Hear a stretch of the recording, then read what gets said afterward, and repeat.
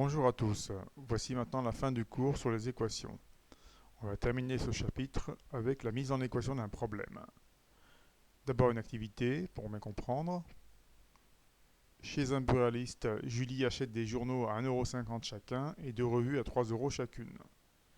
Sachant qu'elle dispose de 13,50 €, combien achète-t-elle de journaux?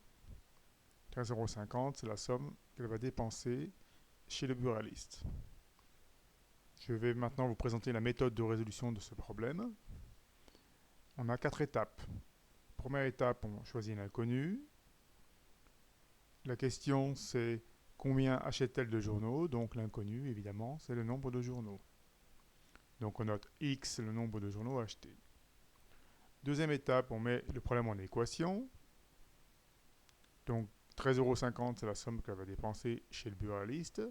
Elle va acheter X journaux. Les X journaux vont coûter X fois 1,50 €. Par exemple, si elle avait acheté 4 journaux, eh bien, pour les journaux, elle paierait 4 fois 1,50 €. Mais là, elle achète X journaux, et donc pour les X journaux, elle va payer X fois 1,50 €.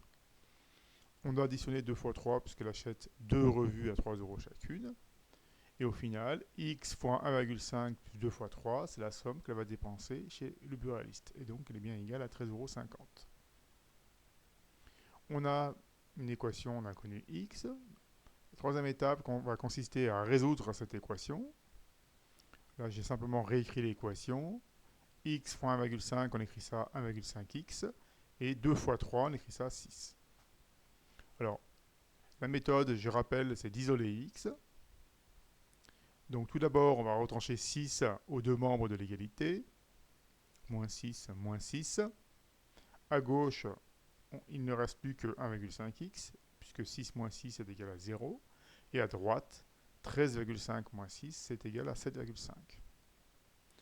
Dernière étape, on va diviser les deux membres de l'égalité par 1,5, parce qu'on a au départ ici 1,5x, c'est-à-dire x fois 1,5, et le contraire de fois 1,5, c'est divisé par 1,5.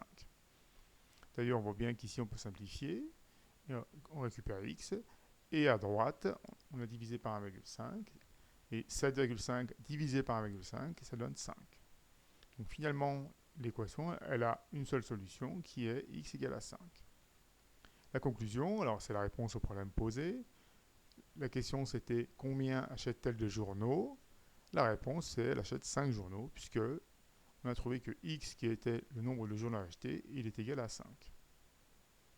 Là, je rappelle la méthode générale pour résoudre un problème.